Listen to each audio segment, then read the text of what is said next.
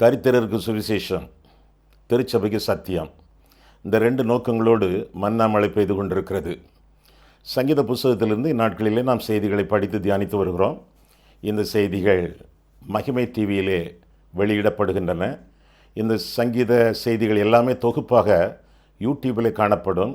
ஏதாவது ஒரு சங்கீதத்தை நீங்கள் விட்டுவிட்டால் யூடியூப்பில் நீங்கள் போய் பார்த்து அந்த சங்கீதத்தின் அறிவுரைகளை நீங்கள் கற்றுக்கொள்ளலாம். இந்த செய்திகளை கேட்ட பிறகு உங்களுடைய ஆலோசனைகள், ஜெப குறிப்புகள் இவற்றையெல்லாம் நீங்கள் எங்களுக்கு தெரியப்படுத்துவீர்கள் என்றால் உங்களுக்காக ஜெபிப்போம், ஆலோசனைகள் உங்களுக்கு வழங்குவோம். அது மட்டுமல்ல, வேதம் முழுவதற்கும் வேத தியான உரை எழுதியிருக்கிறோம். திருமறை தெளிவுரை என்ற தலைப்பிலே 66 புஸ்தகங்களுக்கும் விளக்க உரை எழுதியிருக்கிறோம். வேண்டியவர்கள் நீங்கள் எங்களுடைய முகவரியிலே டெலிஃபோனிலே தொடர்பு கொண்டு நீங்கள் அவற்றை பெற்றுக்கொள்ளலாம். 8 வால்யூமில் 8 பாகங்களாக வேதம் முழுவதற்கு விளக்க உரை கொடுக்கப்பட்டிருக்கிறது. அவற்றை நீங்கள் பெற்று ஆசீர்வாதமாக இருக்கவும், உங்களுடைய ஒரு குடும்ப பொக்கிஷமாக அவற்றை கருதவும் உங்களை கேட்டுக்கொள்கிறேன். தொடர்ந்து இந்த செய்திகளை பாருங்கள். இந்த செய்திகளை, இந்த டிவி சேனலை மற்றவர்களுக்கு நீங்கள் அறிமுகப்படுத்துங்கள். ஆண்டவர் உங்களை ஆசீர்வதிப்பாராக. ஆமேன். மன்னா மழையில் நனைய மறுபடியும் உங்களை மன மகிழ்வுடன் வரவேற்கிறேன். சங்கீத புஸ்தகத்திலிருந்து இந்நாட்களிலே செய்திகளை படித்து தியானித்து வருகிறோம். இன்றைக்கு 63ஆம் சங்கீதம். கையில் வேதத்தை எடுத்துக்கொள்ளுங்கள், மடியில் வைத்துக்கொள்ளுங்கள். குறிப்பு புத்தகத்தையும் பேனாவையும் கூட நீங்கள் எடுத்துக்கொள்வது நல்லது. 63ஆம் சங்கீதத்தின் அடைப்புக்குறியிலே நாம் பார்க்கும் பொழுது, தாவீது யூதாவின் வனாந்தரத்தில் இருக்கையில் பாடின சங்கீதம் என்று வாசிக்கிறோம். வனாந்தர வாழ்க்கை ஒவ்வொரு விசுவாசிக்கும் கொடுக்கப்படக்கூடிய ஒரு நிச்சயமான வாழ்க்கை. பலவிதமான வனாந்தர அனுபவங்கள். அந்த அனுபவம் ஆண்டவராக இயேசு கிறிஸ்துவுக்கு இருந்தது என்று சொல்லி வேதத்திலே வாசிக்கிறோம். அவருடைய ஊழியத்தின் ஆரம்ப நாட்கள், அந்த ஊழியத்திற்கான ஆயத்த நாட்கள். ஆயத்தாம் மத்திய 4ஆம் அதிகாரத்தில் ஆண்டவராக இயேசு கிறிஸ்து கொடுக்கப்பட்ட வனாந்தர வாழ்க்கை. அவர் பிசாசினாலே சோதிக்கப்படுவதற்கு ஆவியானவராலே வனாந்தரத்திற்கு கொண்டு போகப்பட்டார் என்று சொல்லி மத்திய 4ஆம் அதிகாரம் 1ஆம் வசனம் முதலாக பார்க்கிறோம். இப்பொழுது தாவீதின் வனாந்தர வாழ்க்கை, ஆபத்துக்கள் நிறைந்த வாழ்க்கை. அந்த ஆபத்துக்கள் நிறைந்த வாழ்க்கையில் ஆண்டவராகிய தெய்வத்தை அண்டிக் கொள்ளும் வாழக்கூடிய ஒரு வாழ்க்கை. இன்னும் பிலிப்பு என்று ஒருவன் இருந்தான். அப்போஸ்தலர் 8ஆம் அதிகாரத்திலே வனாந்தரத்திற்கு அவன் ஓடி ஒரு ஆத்துமாவை சந்தித்து கிறிஸ்துக்குள்ளாக வழிநடத்தினான் என்று சொல்லி வேதத்தில் வாசிக்கிறோம். அது அருட்பணியின் அனுபவம், ஆண்டவருக்கு ஆயத்தமான அனுபவம், தாவீதுக்கு ஆபத்தின் அனுபவம், பிலிப்புவுக்கு அருட்பணியின் அனுபவம். இப்படி பற்பல விதமான அனுபவங்களை வனாந்தர வாழ்க்கை கற்றுக் கொடுக்கிறது. வனாந்தர வாழ்க்கை மோசமான வாழ்க்கை அல்ல. அந்த வாழ்க்கை நம்மை வழிநடத்தக்கூடிய ஒரு வாழ்க்கை, பரிசுத்த ஆவியானவரால் நிரப்பப்படக்கூடிய ஒரு வாழ்க்கை. இயேசுவானவர் பிசாசினாலே சோதிக்கப்படுவதற்கு பரிசுத்தாவியினாலே வனாந்தரத்திற்கு கொண்டு போகப்பட்டார் என்று சொல்லி வேதத்தில் வாசிக்கிறோம். ஆவியானவர் நம்மை நடத்தக்கூடிய வாழ்க்கையின் ஒரு அம்சம் வனாந்தர வாழ்க்கை. அதை அல்லத்தட்டக்கூடாது, அலட்சியம் பண்ணக்கூடாது. அப்படி ஏற்றுக்கொண்டு ஆண்டவர் கற்றுக் கொடுக்கக்கூடிய காரியங்களை நாம் ஏற்றுக்கொள்ள ஆண்டவருடைய சமூகத்தில் தரித்திருந்து வாழ வேண்டியது நம்முடைய கடமை என்று சொல்லி வேதம் நமக்கு கற்றுக் கொடுக்கிறது. யூதா வனாந்தரத்திலே தாவீது இயற்றிய பாடிய சங்கீதம் இந்த சங்கீதம் என்று சொன்னால் அந்த கூற்று மிகையாகாது. அப்சலோமினால் துரத்தப்பட்டு அவனுடைய வேட்டையாடுதலிலிருந்து தப்பி தப்பி வாழக்கூடிய தாவீது. இந்த வரலாற்றை குறித்து 2 சாமுவேல் 15ஆம் அதிகாரத்தில் நாம் பார்க்கிறோம். அந்த அதிகாரத்தை ஒரு முறை வாசித்துவிட்டு திரும்ப இந்த சங்கீதத்தை படிப்பீர்கள் என்றால் மிகவும் உங்களுக்கு பொருத்தமான ஒரு சூழ்நிலையை அது உங்களுக்கு காட்டும். ஆண்டவர் வனாந்தரத்திலே தங்கியிருக்கும் பொழுது காட்டு மிருகங்களுடனே சஞ்சரித்து கொண்டிருந்தார் என்று சொல்லி வேதம் நமக்கு கற்றுக் கொடுக்கிறது. சில சமயங்களிலே நம்முடைய வாழ்க்கையிலே கூட மனித உறவுகள் என்பது மனித உறவுகளாக காணப்படவில்லை. காட்டு மிருகங்களுடனே சஞ்சரிப்பது போலதான் நமக்கும் காணப்படுகிறது. உற்றாரோ, உறவினரோ, பெற்றோரோ, நண்பர்களோ சில சமயங்களிலே காட்டு மிருகங்களைப் போல நம்முடைய வாழ்க்கையிலே நடந்து கொள்கிறார்கள். அந்த சூழ்நிலையிலே நாம் எப்படி வாழ்வது என்பதை புலப்படுத்தக்கூடிய சங்கீதம்தான் இந்த 63ஆம் சங்கீதம். வனாந்தரத்திலே தாவீது வாழும் பொழுது அவனுக்கு இருந்த ஒரு பெரிய ஆசையை முதலாவது அவன் சொல்லுவதாக நாம் இந்த சங்கீதத்திலே பார்க்கிறோம். 63ஆம் சங்கீதம் எடுத்து வச்சிருக்கீங்களா? முதல் 4 வசனங்களை பாருங்கள். தேவனே, நீர் என்னுடைய தேவன், அதிகாலமே உம்மை தேடுகிறேன். வறண்டதும் விடாய்த்ததும் தண்ணீர் அற்றதுமான நிலத்திலே என் ஆத்துமா உம்மேல் தாகமாயிருக்கிறது. என் மாம்சமானது உம்மை வாஞ்சிக்கிறது. வறண்ட இடத்திலே, வறட்சியான சூழ்நிலையிலே, தண்ணீர் இல்லாத ஒரு சூழ்நிலையிலே தாகம். என்ன தாகம்? தண்ணீருக்கு தாகமா, பாலுக்கு தாகமா, ஜூஸுக்கு தாகமா? ஆஹா, தாகம் ஆண்டவருக்காக அவரோடு உரையாட வேண்டும், அவரோடு உறவு கொள்ள வேண்டும் என்ற தாகம் சங்கீதக்காரனுக்கு இருப்பதாக நான் வேதத்தில் வாசிக்கிறோம். இன்னும் 2ஆம் வசனத்திலே, இப்படியே பரிசுத்த ஸ்தலத்தில் உம்மை பார்க்க ஆசையாயிருந்து உமது வல்லமையையும் உமது மகிமையையும் கண்டேன். ஜீவனை பார்க்கல உமது கிருபை நல்லது, என் உதடுகள் உம்மை துதிக்கும் என்று சொல்லி இந்த சங்கீதத்தை தாவீது ஆரம்பிப்பதாக நாம் வேதத்தில் வாசிக்கிறோம். தாவீதின் தாகம் என்ன? தேவன், ஆண்டவரை பார்க்க வேண்டும். வனாந்தரத்தில் இருக்கக்கூடிய தாவீது ஆலயத்திற்கு போய் அதிக நாளாச்சுது. அந்த ஆலயத்திற்கு போக வேண்டும், ஆண்டவரை வழிபட வேண்டும், அவருடைய பிரசன்னத்தை அனுபவிக்க வேண்டும் என்பதே தாவீதின் மேலான நோக்கமாகவும் ஆசையாகவும் இருந்தது என்று சொல்லி வேதம் சொல்கிறது. மானானது நீரோடைகளை வாஞ்சித்து கதறுவது போல அவனுடைய ஆத்துமா ஆண்டவரை பார்க்க ஆசைப்பட்டு கதறுவதாக நாம் கண்டுகொள்கிறோம். ஆண்டவரை தேடுகிறவன் எப்போ? அதிகாலையிலே எழும்பி முதலாவது தேவனுடைய ராஜ்யத்திற்கும் அவருடைய நீதிக்கும் முக்கியத்துவம் கொடுத்து கர்த்தரை தேடுகிறவர்கள் கண்டடைவார்கள். அதிகாலையிலே தேடக்கூடிய ஒரு மனுஷன் தாவீது. அதிகாலைன்னா என்ன அர்த்தம்? 6 மணியா, 7 மணியா? அதிகாலை என்றால் 4 மணியிலிருந்தே காலை ஆரம்பமாகிவிட்டது. ஆண்டவர் அதிகாலையிலே இருட்டோடு எழுந்து வனாந்தரத்துக்கு போய் தனித்திருக்கும்படி ஜெபிக்கும்படி சென்றார் என்று சொல்லி வேதத்தில் வாசிக்கிறோமே. அதே போல காலையிலே முதலாவதாக செய்ய வேண்டிய காரியம் கர்த்தரை தொழுது கொள்வது. படுக்கை விட்டு எழும்பின உடனே கடகடவென்று அங்குமிங்கும் நடக்காதிருங்கள். படுக்கையிலே இருந்து கொண்டு கர்த்தரை நோக்கி பாருங்கள். ஆண்டவரே, இந்த புதிய நாளை என்னுடைய வாழ்க்கையிலே கூட்டி கொடுத்ததற்காக உமக்கு ஸ்தோத்திரம். இந்த புதிய நாளை உம்முடைய சித்தத்திற்காக நான் வாழ எனக்கு உதவி செய்யும். இந்த நாள் என்னுடைய நாள் அல்ல, இந்த நாள் உம்முடைய நாள், நீர் படைத்த நாள், அதை எனக்கு நீர் பரிசளித்திருக்கிறீர். இந்த நாள் இனிய நாளாக இருக்கத்தக்கதாக ஆண்டவரே, உம்மை நோக்கி நான் கையெடுப்பேன், உம்மை ஆராதிப்பேன், உம்மை தொழுது கொள்ளுவேன், உமக்கு முக்கியத்துவம் கொடுத்து உம்மை மகிமைப்படுத்துவேன். காலையில் எழும்பி கர்த்தருடைய வேதத்தை வாசிப்பேன், கைகூப்பி ஆண்டவரை நோக்கி ஜெபிப்பேன் என்றெல்லாம் நம்முடைய வாழ்க்கையிலே தீர்மானங்களை எடுத்துக்கொள்வோம் என்றால் நம்முடைய தாகம் வெளிப்படுகிறது. அந்த தாகத்தை ஆண்டவர் மதிக்கிறார், மெச்சிக்கொள்ளுகிறார். காலையில் எழும்பி தேடுகிறவர்கள், கர்த்தரை தேடுகிறவர்கள். கர்த்தரை தேடுதல் என்றால் என்ன பொருள்? ஆண்டவருக்கு முதலிடம் கொடுப்பது, ஆண்டவருக்கு முக்கியத்துவம் கொடுப்பது, ஆண்டவருக்கு முழு இடம் கொடுப்பது, ஆண்டவரோடு அந்த நாளை துவக்கக்கூடிய ஒரு வாழ்க்கை. அறிவில்லாத சில தேட்டங்கள் உண்டு. சிலர் சும்மா அறிவில்லாமல் கடவுளை தேடுகிறேன் என்று சொல்லி அங்கும் இங்கும் அலைந்து கொண்டிருக்கிறார்கள். அந்த கடவுளோ, அந்த கர்த்தரோ, அந்த தேவனோ உங்கள் அருகிலேயே இருக்கிறார். பக்கத்தில் இருக்கக்கூடிய ஆண்டவரை விட்டுவிட்டு எங்கெங்கெல்லாம் சென்று பறந்து தேடுகிறார்கள். பிரயோஜனமே இல்லை. கர்த்தர் உங்களை விட்டு விலகுவதும் இல்லை, உங்களை கைவிடுவதும் இல்லை என்று சொன்ன பிறகு அருகில் இருக்கக்கூடிய ஆண்டவரை ஆராதிக்கலாமே. ஏன் அங்கும் இங்கும் பறக்க வேண்டும்? கடவுள் அங்கே தான் இருக்கிறார், கடவுள் இங்கே தான் இருக்கிறார், கடவுளுடைய புண்ணிய ஸ்தலம் அது, ஏன் பறக்க வேண்டும்? அநேகர் இன்றைக்கு புண்ணிய ஸ்தலங்களை உண்டாக்கி அவற்றை வியாபார ஸ்தலங்களாக மாற்றிக்கொண்டிருக்கிறார்கள். புண்ணிய ஸ்தலங்கள், அங்கேதான் ஆண்டவர் பிறந்தார், இங்கேதான் ஆண்டவர் நடந்தார், புண்ணிய ஸ்தலங்களுக்காக போகிறார்கள். என்ன பிரயோஜனம்? அதெல்லாம் விக்கிரக ஆராதனைக்கு நேராக வழிநடத்தும்.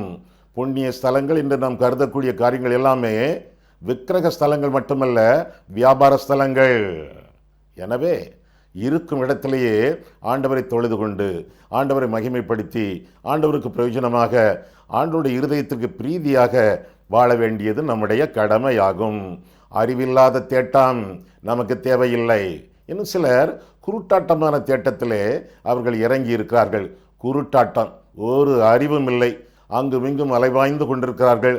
ஒவ்வொருவர் சொல்லுவதையும் கேட்கிறார்கள். சரியாக உண்மையை, சத்தியத்தை அவர்கள் கண்டுபிடிக்கவில்லை. ஒரு சமயத்தில் ஒரு கூட்ட மக்கள் கண்களிலே மயக்கம் பெற்று குருட்டாட்டமாக அங்குமிங்கும் தடவி திரிந்தார்கள் என்று சொல்லி வேதத்தில் வாசிக்கிறோமே. அதே போல அங்கும் இங்கும் ஓடி ஒரு விஷயத்தையும் அறியாமல், கர்த்தரை அறியாமல், சத்தியத்தை அறியாமல் குருட்டாட்டமாகவே வாழ்ந்து கொண்டிருக்கிறார்கள். ஒரு குருடனுக்கு அவனுடைய கண்களை நம்ப முடியாது. அவனுடைய கால்களை நம்ப முடியாது. ஒருவருடைய தோள் தேவை அல்லது ஒரு கோல் தேவை. இரண்டையும் சார்ந்து வாழக்கூடிய வாழ்க்கை குருடனுடைய வாழ்க்கை. அதுபோல இன்றைக்கு விசுவாசிகள் என்று சொல்லப்படக்கூடிய அநேகர் ஆட்களை நம்பிதான் வாழ்கிறார்கள். அடுத்தவர்களுடைய விசுவாசத்தின் அடிப்படையிலே தங்களுடைய வாழ்க்கையை அமைத்து கொள்ள விரும்புகிறார்கள். நான் ஜபிச்சா நடக்காது, அந்த ஆள் ஜபிச்சாதான் நடக்கும், எனவே அடுத்தவர்களை சார்ந்து அமைத்து கொள்ளக்கூடிய ஒரு வாழ்க்கை பிரயோஜனமில்லை. இது குருட்டாட்டமான ஒரு வாழ்க்கை. என் தெய்வம் தம்முடைய ஒரே பேரான குமாரனை எனக்காக அனுப்பினார். நான் பாவங்களிலிருந்து மனம் திரும்பி அவரை சொந்த இரட்சகராக ஏற்றுக்கொண்டேன்.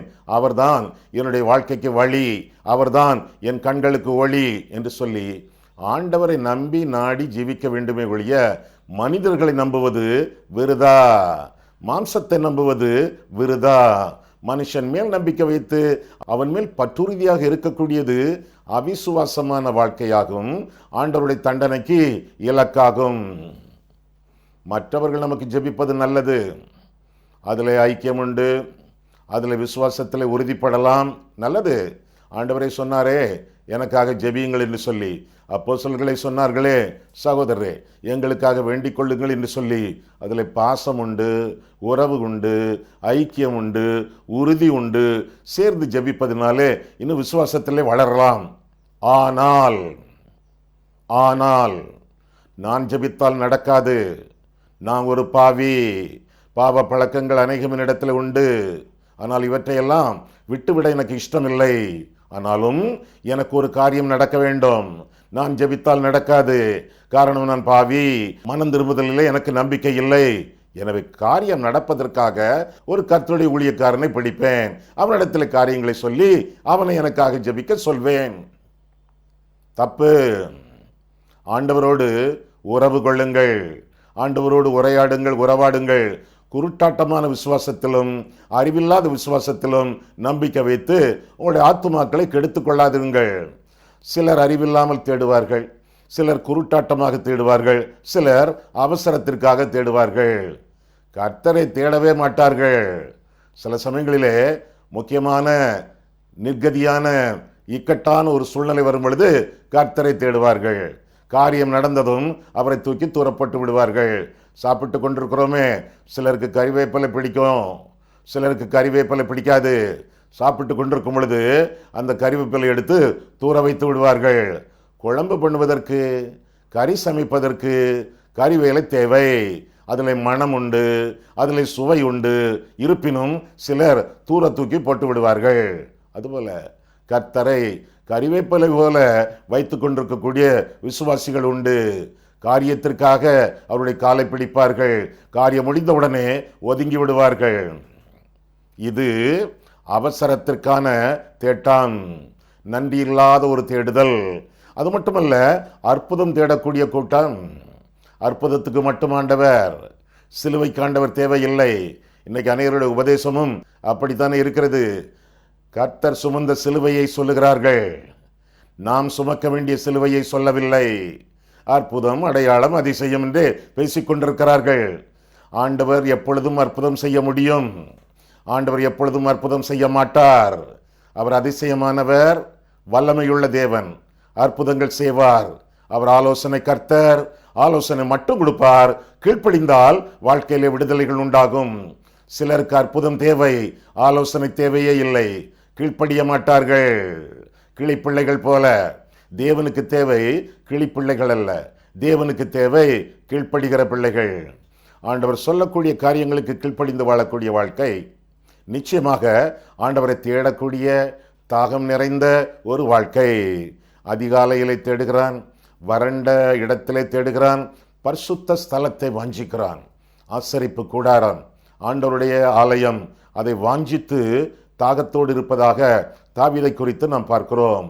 தேவனுடைய ஆலயம், பரிசுத்த ஆலயம், தேவன் தங்கியிருக்கும் ஆலயம், தேவ ஆவியானவர் அசைவாடும் ஆலயம். அந்த ஆலயத்தை குறித்த வாஞ்சை உங்களுக்கு உண்டா? ஆலய ஆராதனைக்கு போய் எத்தனை நாள் ஆச்சு, எத்தனை மாசம் ஆச்சு? கர்த்தருடைய ஆலயத்தை கருதுங்கள். அந்த ஆலயத்தை நீங்கள் அல்லத்தட்டாதிருங்கள், அலட்சியம் பண்ணாதிருங்கள். தாவீது ராஜா ஒரு பெரிய ராஜா, 12 கோத்திரங்களையும் ஆண்ட ராஜா, அப்பேற்பட்ட ராஜா வனாந்தரத்தில் இருக்கும் பொழுது பரிசுத்த ஸ்தலத்தை காண வாஞ்சியாக இருக்கிறேன் என்று சொல்வதாக வேதத்திலே வாசிக்கிறோம். கர்த்தருடைய ஆலயத்திற்கு போவோம் என்று அவர்கள் எனக்கு சொன்ன பொழுது மிகுந்த மகிழ்ச்சியாக இருந்தேன் என்று சொல்கிறானே. 122 சங்கீதம் 1 வசனத்திலே சபை கூடி வருதலை சிலர் விட்டு விடுகிறது போல நாம் விட்டுவிடக்கூடாது என்று சொல்லி வேதம் கற்றுக் கொடுக்கிறது. எபிரேயர் 10 அதிகாரம் 25 வசனத்திலே ஆக தாகமுள்ள ஜீவிகளாக விசுவாசிகளாக நாம் வாழ வேண்டியது நம்முடைய கடமை. நீதியின் மேல் பசி தாகமுள்ளவர்கள் பாக்கியவான்கள் என்று சொல்லி வேதம் நமக்கு கற்றுக் கொடுக்கிறது.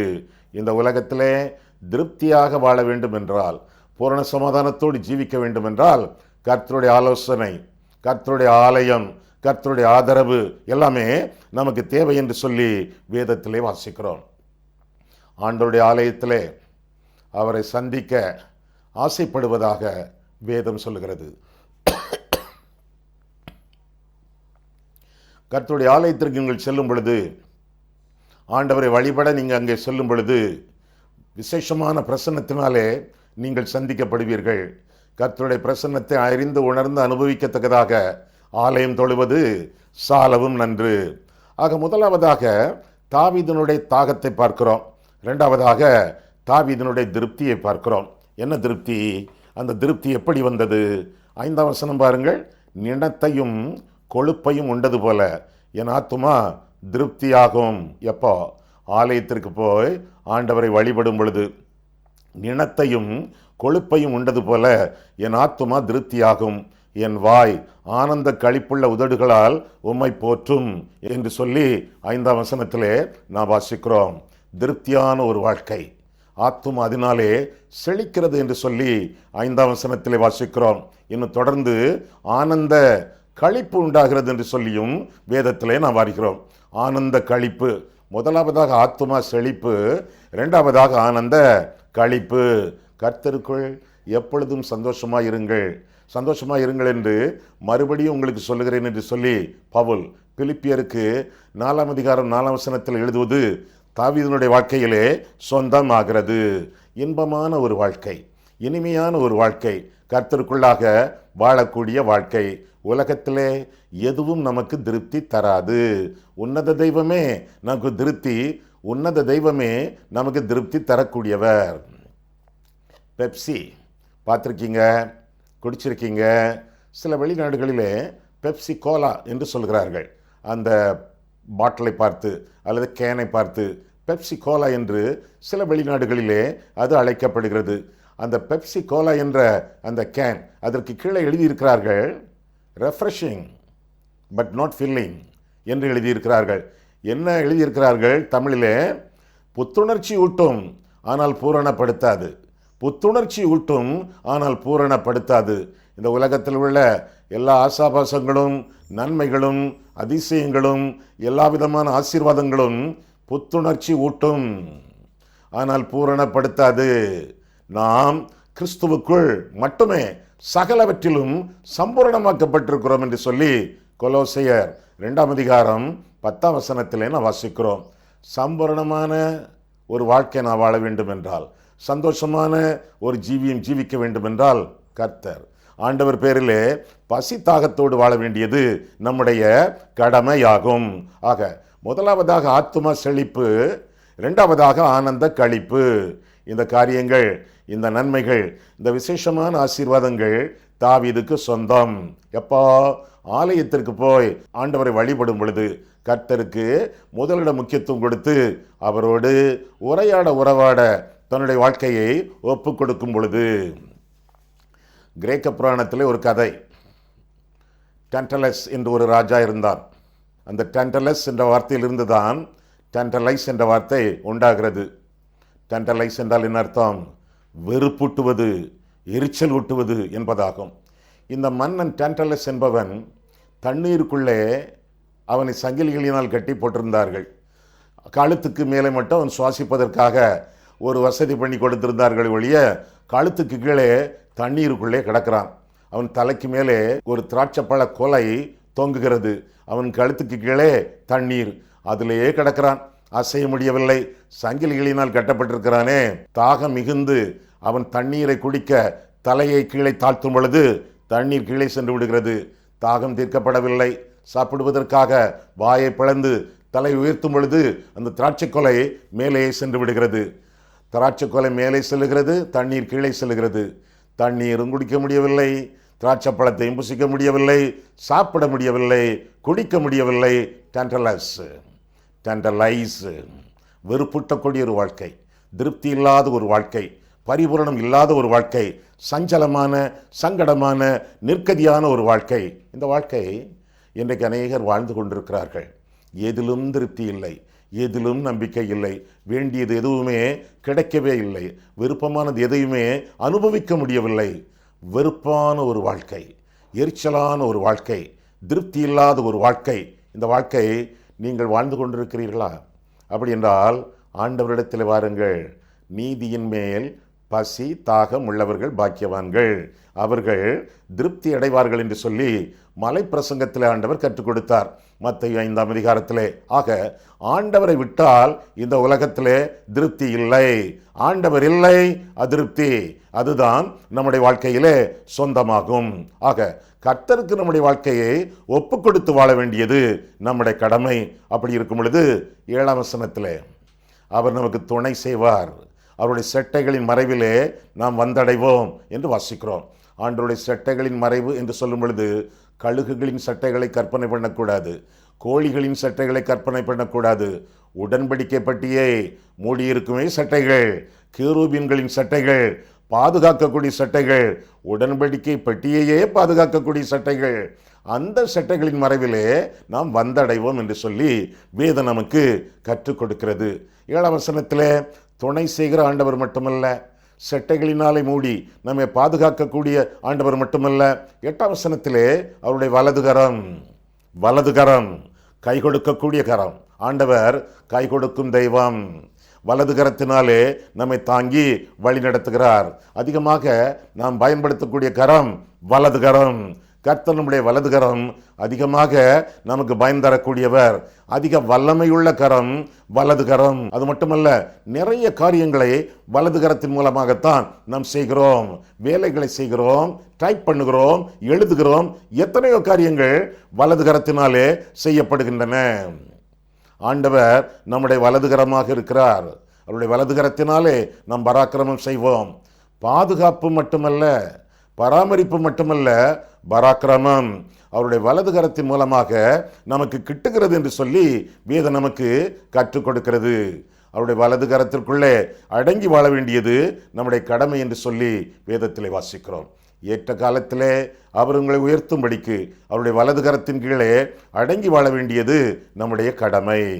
ஆக முதலாவதாக தாவீதின் தாகம், இரண்டாவதாக தாவீதின் திருப்தி, மூன்றாவதாக தாவீதின் தியானம். 6ஆம் வசனத்தில் பார்க்கிறோம். 6ஆம் வசனம் முதலாகவே பார்க்கிறோம். என்ன பார்க்கிறோம்? என் படுக்கையின் மேல் நான் உம்மை நினைக்கும் போது இராட்சாமங்களில் உம்மை தியானிக்கிறேன். தியானிக்கிறேன். நீர் எனக்கு துணையா இருந்ததினால் உமது செட்டைகளின் நிழலிலே களி கூறுகிறேன். என் ஆத்துமா உம்மை தொடர்ந்து பற்றி கொண்டிருக்கிறது. உமது வலதுகரம் என்னை தாங்குகிறது. என் பிராணனை அழிக்க தேடுகிறவர்களோ பூமியின் தாழ்விடங்களில் இறங்குவார்கள். அவர்கள் பட்டயத்தால் விழுவார்கள், நரிகளுக்கு இரையாவார்கள். ராஜாவோ தேவனில் களி கூறுவார். அவர் பேரில் சத்தியம் பண்ணுகிறவர்கள் யாவரும் மேன்மை பாராட்டுவார்கள். பொய் பேசுகிறவர்களின் வாய் அடைக்கப்படும் என்று சொல்லி இந்த சங்கீதம் முடிகிறது. ஆக மூன்றாவதாக தாவீதினுடைய தியானம். படுக்கையிலே ராட்சாமத்திலே கர்த்தரை தியானிக்கக்கூடிய ஒரு மனுஷன், அதிகாலையிலே தியானிக்கக்கூடியவன், படுக்கையிலே கண்களை மூடுவதற்கு முன்பும் தியானித்து படுக்கக்கூடிய மனுஷன். அந்த தியான வாழ்க்கையை நாமும் பின்பற்றினால் எவ்வளவு நலமானது. வாழ்க்கையின் ஆரம்பம் தியானம், ஒரு நாளின் ஆரம்பம் தியானம், ஒரு நாளின் முடிவு தியானம். தியானமுள்ள வாழ்க்கை நம்முடைய ஆத்துமாவை வலுவாமல் காத்துக்கொள்ளும் என்று சொல்லி 8ஆம் வசனத்திலே வாசிக்கிறோம். அவருடைய வலதுகரம் நம்மை பற்றி கொண்டு நமக்கு வாழ்வளிக்கிறது என்று சொல்லி இந்த சங்கீதம் நமக்கு அறிவிக்கிறது. வாய்மையை பாராட்ட வேண்டும். ஏனென்றால் கர்த்தர் வழியும் வாழ்வும் வாய்மையுமாயிருக்கிறார்.